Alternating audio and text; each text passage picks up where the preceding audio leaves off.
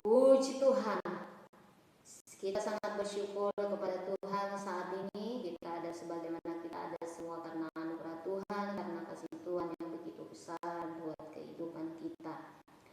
Karena kehidupan ini di dalam dunia ini hanya sementara, tidak ada yang kekal selain kasih Tuhan yang kekal selama-lamanya. Oleh sebab itu Raja Daud mengajarkan kita, mengingatkan kita bahwa kehidupan manusia ini diumpamakan seperti rumput dan bunga. Kita akan baca di dalam Mazmur pasal 103 ayat 15 dan 16.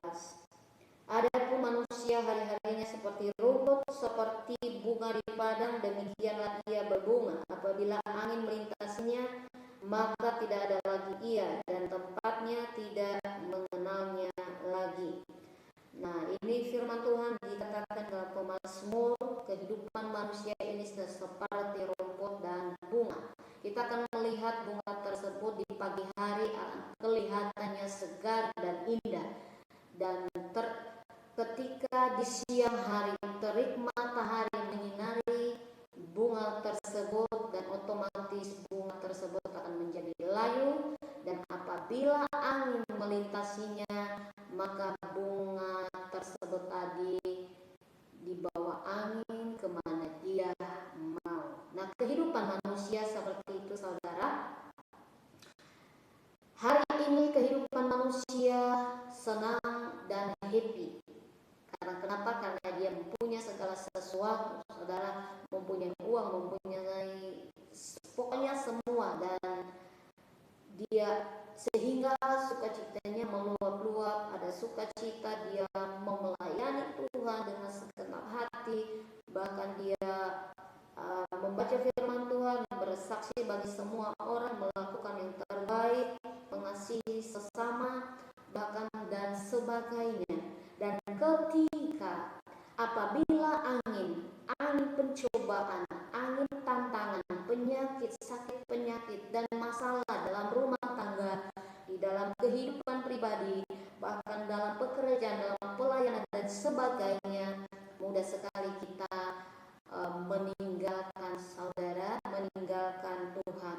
Mudah sekali kita hilang sukacita, hilang kesaksian kita, hilang kebaikan yang kita lakukan, saudara. Tidak ada lagi doa, tidak ada lagi baca firman, tidak ada lagi penyembahan, tidak ada lagi pujian dan sebagainya, karena masalah yang selalu ada di dalam hidup ini. Dan Raja Daud mengajarkan kita, saudara, apapun yang terjadi di dalam kehidupan Raja Daud, dan dia berkata di dalam ayat 1 Pemazmur tadi pasal 103 ayat yang pertama dikatakan, dan kedua, pujilah Tuhan hai jiwaku, pujilah namanya yang kudus hai segenap batinku. Pujilah Tuhan hai jiwaku, dan janganlah lupakan segala kebaikannya. Janganlah lupakan segala kebaikannya, kebaikan Tuhan. Apapun yang Daud alami di dalam kehidupannya, dan dia berkata, jangan hai jiwaku, jangan melupakan kebaikan-kebaikan Tuhan yang engkau alami. Karena kebaikan-kebaikan Tuhan yang Daud alami sangat luar biasa. Oleh sebab itu, itulah yang dialami oleh Daud dan yang kita pelajari juga di dalam kehidupan ini. Ini adalah suatu waktu. Ada 3 istilah dalam bahasa Yunani tentang waktu. Yang pertama kronos, yang kedua aion, yang ketiga kairos. Yang pertama kronos artinya menunggu waktunya Tuhan, baik itu waktu jangka pendek, waktu jangka panjang dan puluhan tahun. Dan juga dikatakan kronos dapat dimengerti sebagai peristiwa yang terjadi di dalam kehidupan manusia.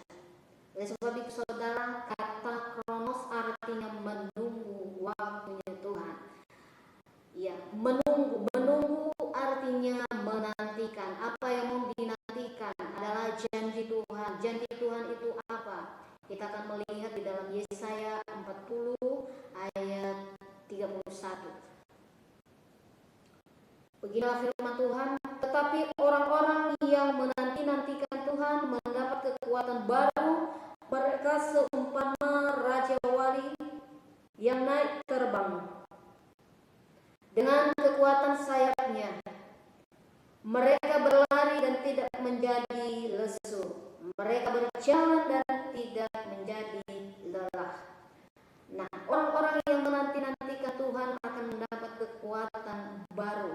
Bagi kita yang menantikan Tuhan, menantikan janji-janji Tuhan, maka Tuhan akan memberikan kekuatan di dalam hidup kita. Kenapa kita sebagai manusia butuh kekuatan Tuhan? Karena manusia itu manusia yang lemah, manusia yang tak berdaya. Ketika ada masalah, ketika ada problem hidup dan mulai merasa tak berdaya lagi. Oleh sebab itu kita harus membutuhkan kekuatan daripada Roh Kudus, karena kekuatan itulah yang mampu, kekuatan itulah yang membuat kita mampu untuk menghadapi situasi keadaan yang terjadi di dalam dunia ini. Hanya kekuatan daripada Tuhan. Minta terus kepada Tuhan, berdoa kepada Tuhan, minta kekuatan daripada Tuhan, kekuatan Roh Kudus untuk memenuhi saudara saya, memulihkan keluarga kita, memulihkan keadaan kita sehingga kita mampu untuk menjalani kehidupan kita ini. Itulah pertama adalah kata kronos adalah menunggu. Yang kedua adalah aion. Aion adalah dunia ini. Dunia. Ya, diartikan juga kata aion dipakai tentang waktu di mana dimulai penciptaan dan berakhirnya kedatangan Tuhan di dalam dunia ini. Oleh sebab itu saudara, dikatakan firman Allah, janganlah serupa dengan dunia ini. Kenapa? Ada apa dengan dunia ini saudara? Karena dunia ini adalah penuh kejahatan. Ya, dunia ini adalah kejahatan, penuh kejahatan, kehancuran, dosa di mana-mana, pergaulan bebas. Dunia ini tidak mau melakukan firman Allah, tidak mau taat kepada Tuhan. Itulah dunia. Oleh sebab itu saudara, kita sebagai orang percaya kepada Tuhan, jangan serupa dengan dunia ini. Jangan kita mengikuti arus dunia ini, tetapi biarlah kita sebagai orang percaya membawa dunia ini melihat kemuliaan Allah di akhir-akhir zaman ini. Biarlah terobosan-terobosan yang terjadi di dalam dunia ini, banyak jiwa-jiwa yang datang kepada Tuhan. Itu artinya yang kedua, aion adalah dunia. Yang ketiga, kairos. Kairos adalah kesempatan. Kata kairos berbicara tentang periode yang tertentu. Kalau waktu itu sudah lewat, maka tidak akan kembali lagi. Oleh sebab itu, pergunakanlah waktu itu, kesempatan itu selagi masih ada.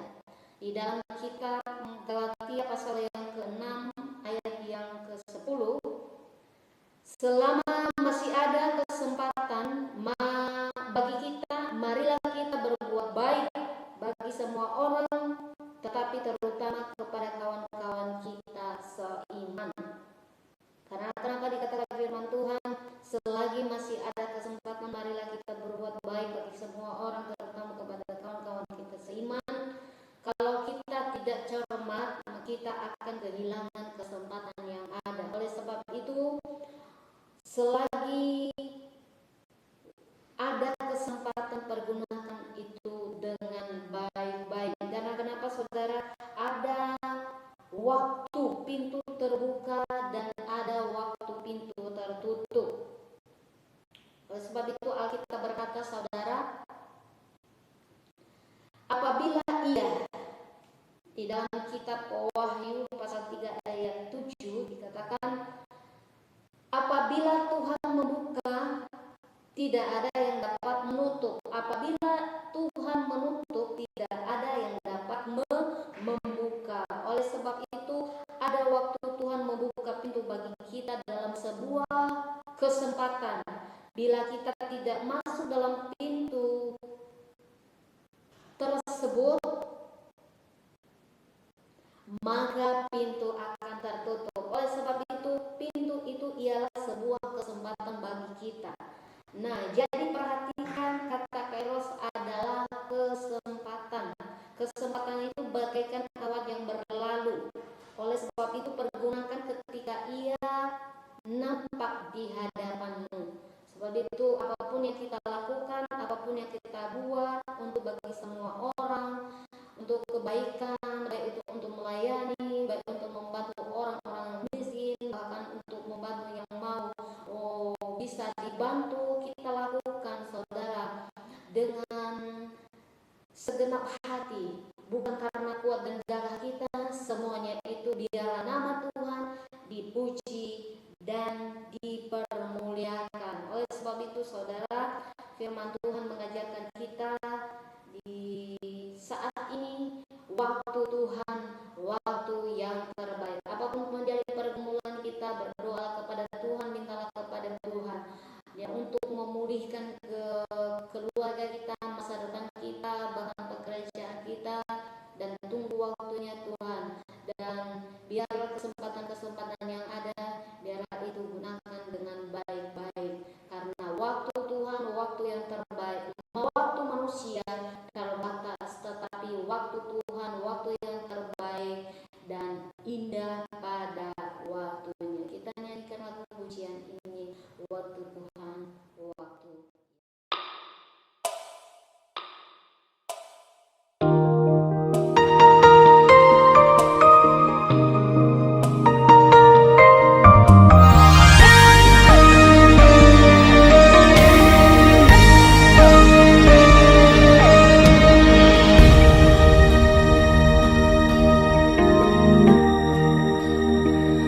Bila kau izinkan sesuatu terjadi, ku percaya semua untuk kebaikanku. Bila nanti telah tiba waktumu, ku percaya kuasa-Mu memulihkan hidupku. Waktu Tuhan pasti yang terbaik, walau kadang tak mudah dimengerti. Lewati cobaan, ku tetap percaya waktu Tuhan pasti yang terbaik.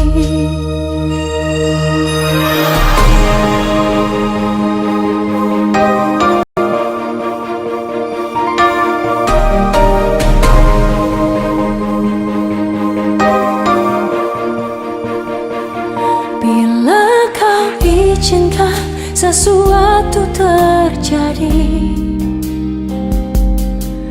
ku percaya semua untuk kebaikanku.